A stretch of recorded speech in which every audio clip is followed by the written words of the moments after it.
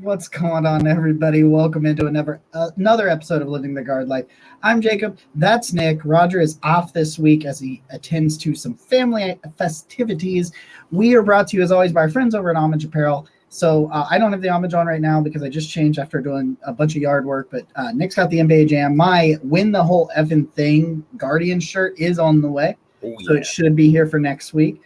We were at the game yesterday. That was a ton of fun. If you're new here, welcome. Hit that subscribe button. Get us a thumbs up. We appreciate you so much. I'm still doing the charity fundraiser.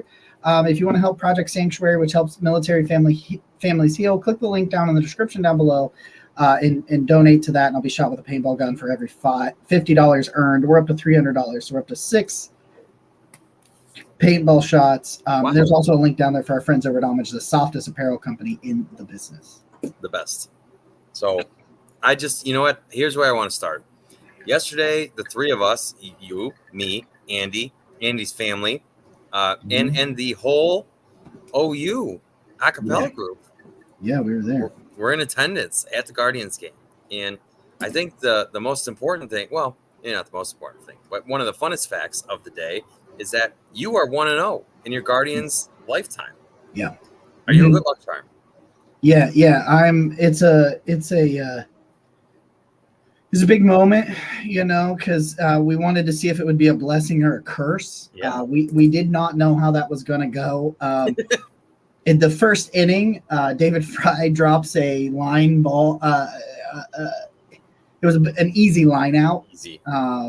He just kind of drops it. He hadn't played in the outfield since like 21, and he had barely played in the outfield at all. So that was a thing that happened. So I was feeling really not great. So he drops that and it's 1-0 Brewers in the top of the first. And I'm like, yeah, no, I'm a curse. Cause we don't know how that's going to go. It's the first time I've been to Progressive Field. We were up near the tippity top, but we were in the shade.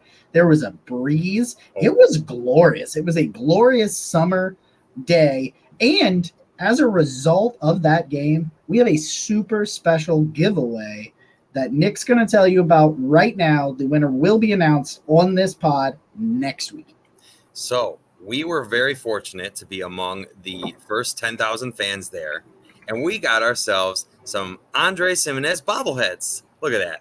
Doesn't it look good? The gold glove. Look at that. His glove is gold. Gold glove. And it's like they knew Jacob was coming. They matched Andre's hat to Jacob's hat. I was wearing that hat.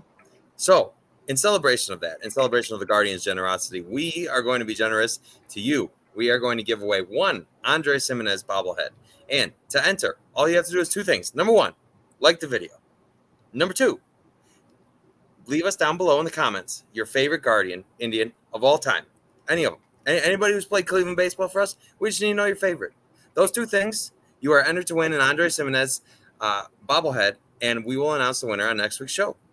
And it helps if you subscribe to the channel too. Maybe we'll give you an extra entry or something. Yeah. And I'll tell you what. Thank you to everybody, because I believe last week's show was our best viewership of any Live in the Guard life so far. So thank you all. Thank you for coming back, and those of you that have newly tuned in. And so we'll start here. We'll start with the A's series, and then we'll get into my day at the ballpark and some other things. Listen, they sweep the A's for, I believe, their first sweep all year. Is that correct? I believe it was. Somebody called a sweep. I did. Yeah, no, I'm the only one to have won any of our weekly bets so far. Did. 1-1. Good luck, charm. Yeah, and I was right. It's like, how do we make this? How do we keep rolling? How do we keep this rolling? This is something that's very important from that A's series, and I know we're missing our statistician. Yeah. Okay. And Roger, but you got to beat the bad teams. Yep. If you've got an opportunity to beat bad teams at home, you got to beat them. You got to take advantage of that. And even though they were winning series against bad teams at home, they hadn't swept any bad teams. And Oakland may be the worst team in baseball. They're right there, right? They're somewhere in that race for the worst team in baseball. If you are going to figure this out, if you are going to make a run at the division title, or even at the wild card, or anything of that nature, you got to beat the bad teams. The bad teams come in, and I thought they were going to drop the third one. Which one was it that they had to come back in? It's the third one, right? The day game. Yeah. The final one. And they come roaring back, and it's like, yeah, they made it more difficult than they should have against a bad team, and I get that because there's still some issues and some kinks that they're working their way through. Even with Bo Naylor, and we'll touch on Bo Naylor in a minute. And we titled this episode "Are the Guardians Heating Up?" because you went 4-2 now on back-to-back homestands. That is what you've got to do. You went 4-2. You should have went 5-1. They should. We're recording this on Sunday night. They should have beat the Brewers again today. Some really bizarre calls. The Miles Straw getting sent back to first was. I don't know how you felt about that today, but that was like, and we'll get into the nitty and gritty, but I'm just saying overall, looking at the past week that was, we've got to figure a way though to where we stop saying they should have won this game. Yeah. But in terms of the A series, only thing I've got to say about that is you took care of business, what you had to do, and you're trying to build some momentum with back-to-back winning homestands. And I think that you cannot undersell the importance of that sweep. Yeah, no, I agree. I think we saw a lot of offense there, especially in that final game when they had to make the comeback. That's just been something that the Guardians have been good at all year. They were good at it last year. It's really nice to see that trend continuing because anytime you get to the third game series, you already won the first two.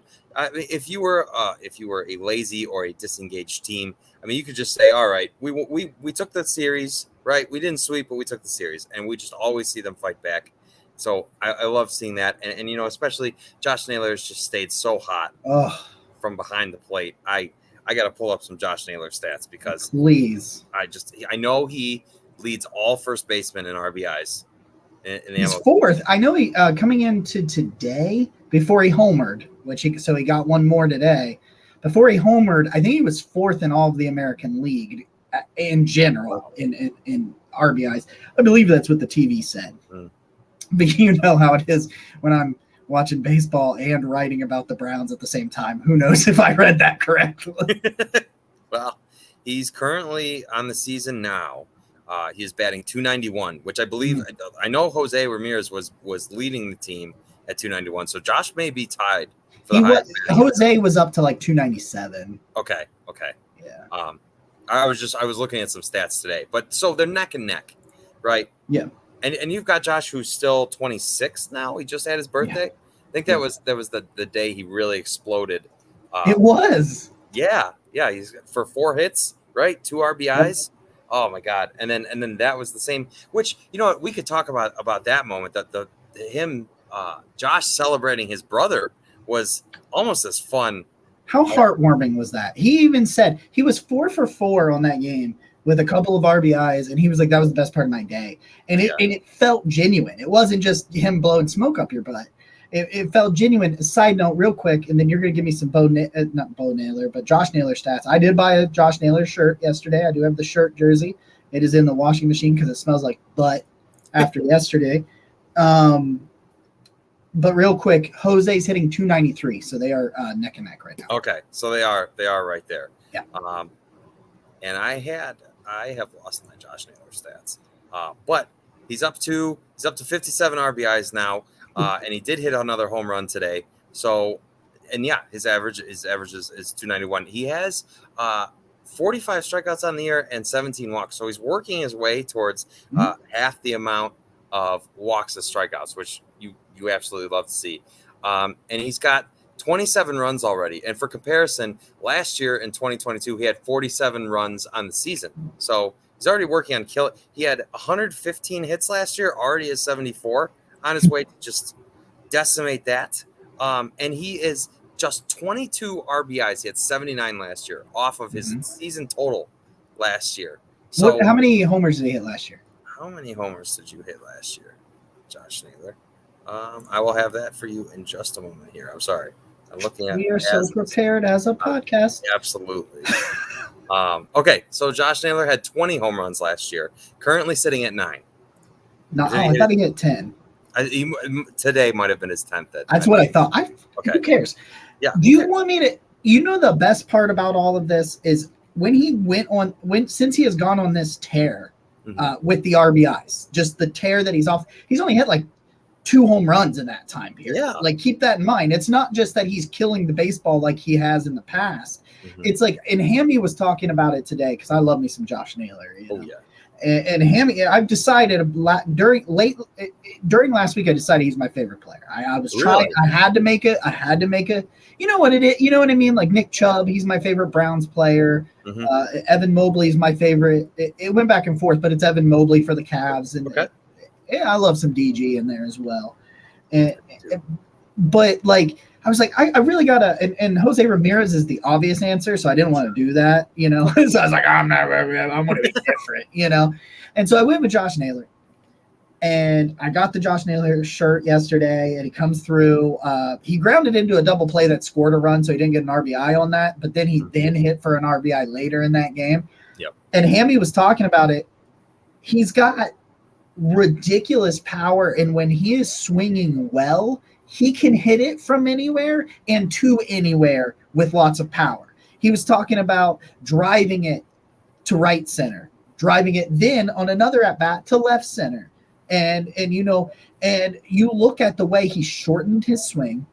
He's really figuring, he shortened his swing when he needs to. He's not going up there and just trying to kill it anymore. Yeah. That's the evolution of Josh Naylor. That's the evolution that we're seeing. This is why he's being so successful right now, because his big RBI, which I have on camera, I was like, I'm going to get a Josh Naylor hit. So every time he went up to bat, I was recording it. I was like deleting. I was like, oh, I grounded a double play. I'm going to delete that. You know, it was hit right past the third baseman on the ground for a single. It was, he reached out. He shot it the opposite way where there was nobody, and he scored, and they scored a run. You know, he's evolving into, he's not anywhere near this guy overall, so don't freak out on me. But there's some Jose Ramirez there. Ooh. Where he is battling at the plate, where he's being more disciplined, where he's, like I said, going opposite field, driving it when he can get it. He's not quite as good as an all-around hitter, but 293 and 291, I mean, right now he's hitting as good as Jose is. Oh yeah, he's got more RBIs, you know, and Jose's faster, but Naylor's got like 5 steals this year. Like, this dude is just. And I had the opportunity yesterday with my as an alumni of OU's Singing Men of Ohio, we sang the national anthem for yesterday's game, and I walked by Josh Naylor, and he's just calm, cool, and collected before the game. He's just relaxing. When I got done singing the national anthem and I was going back into the tunnel, he was signing balls for kids. Game's about to begin, and he was just going at it. I mean, he was boom, boom, and he's like, I got you. And it was just, that dude loves baseball. That's my thing. I feel like he loves baseball. He embraces Cleveland. He's figuring out how to be a really well-rounded player. And man, I'm if he's not on the All-Star game, I'm going to MLB headquarters and when I have a conversation with the commissioner.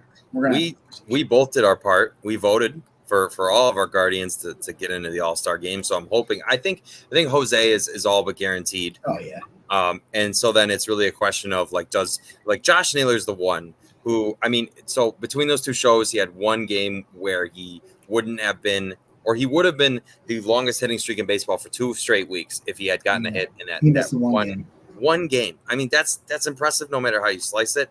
And you bring up a great point about Naylor's discipline at the plate now, because I remember so many times he would chase after that high heat. He loved it because you know, if you connect, you're gonna hit it over the fence, and it is a real credit to him that he has been so disciplined. And so we're kind of in a different place with this show, whereas you know, we sweep the A's, and even in last week's show we were pretty excited, and so we end up with a real sour taste in the mouth from such a good game that we saw on Saturday that we were lucky enough to be in person for. Today's game was so frustrating because, you know, they were down 4-1. And then they rally all the way back to be tied 4-4. And I really had the feeling at that point that they were going to take this one home. Yeah. And so I think the hardest part of the game was the interference that was called against Arias. Yeah. So I don't know the entirety of the situation. I was driving at the time and didn't get to hear. So Miles Straw stole second base. Okay. And then the Brewers manager came out to argue that Arias interfered, like he leaned out, like he was over the plate, so he was in kind of leaning out to be in the way of the catcher. And I guess, and of course I'm biased in this, but like I guess he kind of was, but like I'm not. I don't know. The weirdest part about it was it gets initiated by the Brewers, who had already used their challenge and not got it. Like they had already lost their challenge, so it wasn't a challenge. I say initiated by the Brewers. I'm not saying that the umps wouldn't have done it all on their own, because they probably would have, but it felt kind of weird because like they came out and they're like, hey, that's interference, which I'm going to say right now, that's how baseball should be.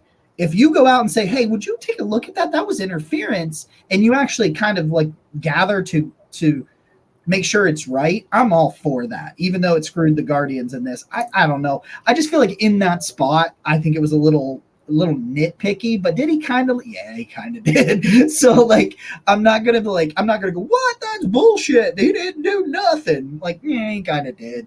But and now I can't remember. There was a second call that was like, either that might have been the second call. There was another call in that inning that was like, what?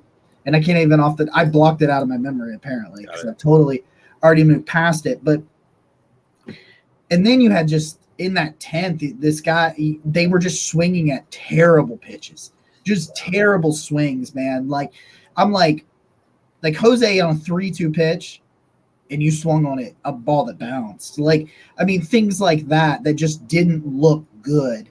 That they had looked good in that game because they had come roaring back after Savali really only had one bad inning. And they come roaring back and they were looking really good and you felt good. The bullpen was doing the bullpen's thing again, which is really nice to see because they're not blowing these leads that they were blowing last month. And it's starting. So things are still starting to go, but like that's a pretty decent Brewers team. So taking 2 out of 3 from them, I think would have been a really big situation, especially because you're now leading into 2 series on the road against teams that are well under 500. Okay. And that's not to say that they're not going to beat you. But we talked last week, they had come off a 2-4 road trip after being 4-2 on a homestand. Well, now they come back and they go 4-2 again on the homestand. You got to find a way to be 3-3 on this homestand. You have got to tread water on this road trip. Because I believe it's only 6. Is that correct? I'm looking at the schedule right now. Yeah, so they play 3 against the Royals, who are one of the worst teams in baseball, and 3 against the Cubs, and then they come home to play the Braves, which I'm sure will be a big series. That's what I thought. I thought it was so. You've got another opportunity to go 3-3. Yep. Come back to home, and then potentially go 4-2 yet again. You'd be over 500. Like that's where you're at. You're 2 games under 500. So I think you're in a really good spot. Some things didn't break your way today, but it could have. Remember that. Start moving towards that. There's some questionable things here and there that Tito's done lately. Hey, Oscar Gonzalez hit for the cycle in Columbus today. Really? I didn't know that. 5 for 5 with a walk-off homer to hit for the cycle. Really? Yeah, he walked it off, and he hasn't been setting the world on fire, but Gabriel Arias right now, man, he can't buy a hit. He looks really bad at the plate, and he's a really good defensive player. But I mean, you could swap that there after Gonzalez hits for the cycle. I don't know, but there's some things they've got to get, I think, hammered out. But right now, I do feel really good about this team. Well, I'll tell you what.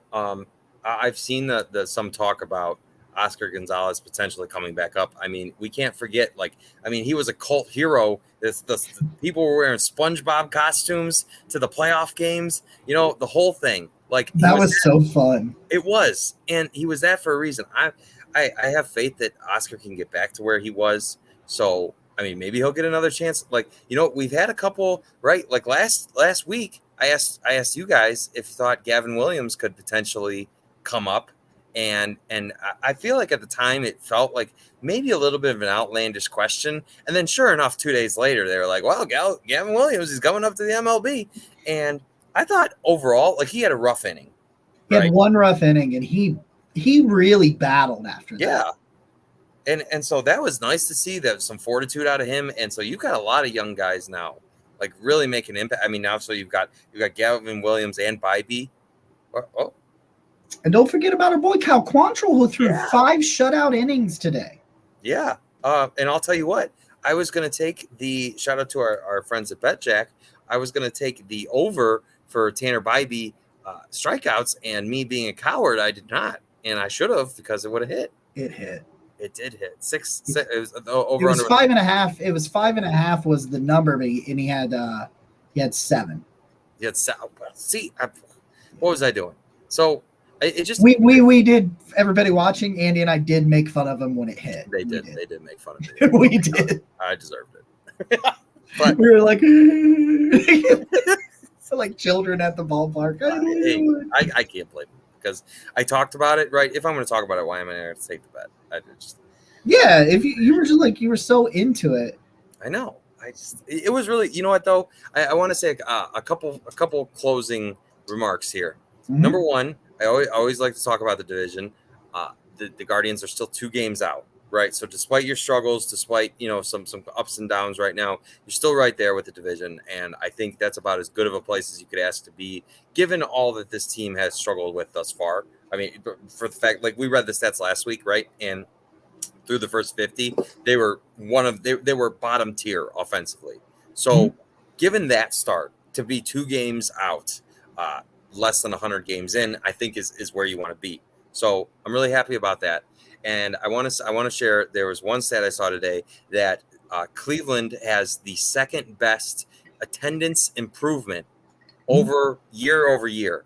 I think we're up about 39%. Hammy said over 80,000 this weekend in the 3 games. Which is awesome. Absolutely. I probably should find the stat, but it was really cool to see. And just, something else is that, okay, so I have the stat right here. Your most improved attendance are from top to bottom are Philadelphia, Cleveland. Cleveland's up 27%. Tampa Bay, Baltimore, Pittsburgh, and Cincinnati tied at 21%. Texas, Houston, Toronto, and Arizona. But across the board, for the most part, there are many more teams that have experienced an increase in attendance this year than have seen a decrease. And so I think as a sport, baseball overall, there's some talk about the pitch clock and kind of what they're doing, because they've really, been behind the times in terms of a lot of ways of marketing their sport. So I think it's at least encouraging to see more fans are going to watch baseball overall. It's getting better. It's a better product, man. Yeah. It is. More steals, more action, quicker pace. It's a better product. It got me to fully come back. Oh yeah, first. You know what I mean? Like right it's what we're talking about is a perfect example. I went up there yesterday, and it's like, even if I hadn't been on the field. So we're gonna get in my exploits of yesterday. I'll tell you some stuff about that, and we'll show the national anthem performance in just a minute as we finish up in this thing. What I want to say about Bo Naylor, he's just got to relax. He's going up there, and I think he got a hit today. That was another big moment. He got that second one. He got back off the snide. He's going up there looking to kill it because he knows his team needs power, and then he's got that in bunches. But I just what I would say is, one, I hope Tito lets him just work it out. They were not getting anything out of the position anyway. You can put Fry in there because I like Fry. He's giving you more than Zadino and Gallagher were giving you consistently. And I like Gallagher as kind of he's not really a veteran, but a guy that's been around for a little while. Sure. Just let Bo figure it out. He just needs to figure out how to take the pressure off himself. Just understand, hey, you don't have to be the MVP. We just need you to be better than Mike Zadino. That's it. That's it. Is down here. It's all the way down there, man. And you're already right there. You're about to go. It's fine. You got 2 hits, and you're about to go. And credit to both. That hit continued their rally. I really thought they were going to take the lead. Unfortunately, they didn't. But the point is, it was a 2-out hit in a pivotal moment of the game. So I really liked that for him. It was a significant hit. So that's the end of the analysis part of this episode. And I'm going to talk about yesterday's exploits for just a couple of minutes. We wrap this up. So it was Ohio Bobcat Day at the park. We had 500 alumni and current students there in attendance. Our mascot Rufus, the Bobcat, threw out one of the ceremonial first pitches. There was 3 of them. That's weird. I was on the field at the time. Like I was literally on the field. They're like, we're gonna do here's our 3 first pitches, and I was like, you're what? And like I was trying not to make a fool of myself because it was on the field and there was cameras everywhere. But I was like, sure. And but it was really cool to be out there. I got to go through the tunnel. I walked by the clubhouse. I was like in the basement of the building. There was a bus down there, like a full coach bus came by, and I was like, wow, okay. And that was under the state, and I got pictures of me of the tunnel, what the field looks like from the tunnel. We were in a tunnel. We came out of a tunnel that was in, left field. Yeah. And came up the sideline.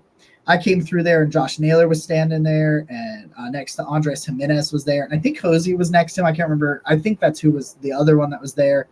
And I walked by Tyler Freeman and Will Brennan. I said hi to Terry Francona. I said hi to Tito. He was standing on the steps, and he just like, he was spitting stuff out. He's like, hey, I walked by him. I was like, oh, that's cool. I got lots of high fives from Ketchup and Mustard. Onion didn't high five us. I don't know why. He did. And I was believing in Mustard because of those high fives, but then I was like an idiot that Ketchup gave more high fives. I should have seen that. I should have recognized that. You could, yeah. You could have given me the insider betting info. I could have, but I dropped the ball. All right? I dropped the ball. That's okay. So we went around here, and what you don't know about, we were warned about this. Be clear. The Guardian staff that led us out there, he was like, be ready for this. So when you start to talk, or in our case, sing on the field over the PA system, it doesn't start coming over the speakers until 2 or 3 seconds later. So there is a 2 to 3 second delay from what I'm saying to what I'm hearing. And from where we were, I thought we sounded like shit. Like as soon as we started, because you didn't hear anything, and then the delay starts, I start hearing it, and it sounded pitchy, and really it was just feedback from where I was standing. Because like I've seen the video afterwards, and it didn't sound like what I had heard, but like it's really weird to like be saying Rockets Red Glare, and it's like in the middle of the song, like what you're hearing in the back. But thanks to Nick and thanks to Avita, we have video of that. So we're gonna bring this up. Oh yeah, here, so you can see we're standing right here, and they're going to record it on the big screen because you couldn't really see us from the seats. I'm somewhere over here. I got a black shirt on. I think you'll see me a couple of times. But our director, the current director, his last name is Naylor. Yeah, really? Yeah. So he went and bought a Naylor shirt and directed in that Naylor shirt. Cool. For the song. So that was a thing. Cool. So here we go. We're gonna let this thing play, and you guys can judge away. The Armed Forces and Safety Service with this performance of our national anthem.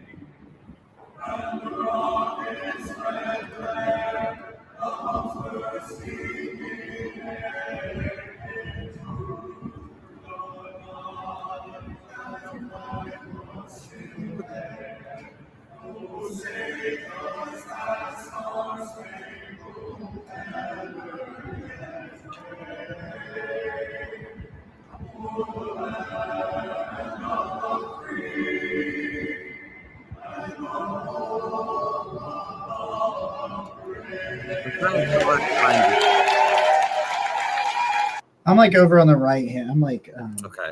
Yeah, I'm sorry. So our seats from the angle. I think I'm literally right here, like over his shoulder, over our director's shoulder there. Okay.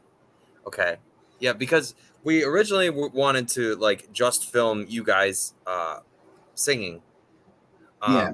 But we realized, so we went up to the seats because we're like, well, we want to be there early and we want to be on time for you guys to sing. But when we got up there, we realized that we didn't have that great of a view. But by that time, the standing room and the places that would have been good to record you from were more than full because we had a great crowd. And so we were in a pickle. And so we used the screen to record it. So I hope.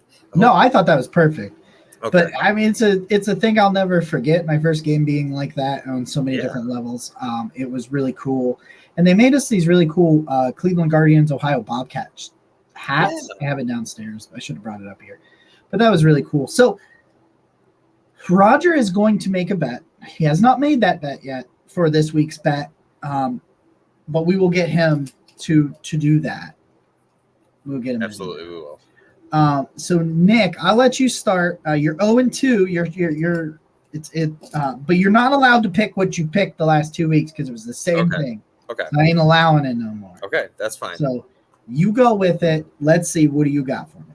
All right. So Josh Naylor now has 10 home runs, and they're going to play 6 more games between now and our next recording.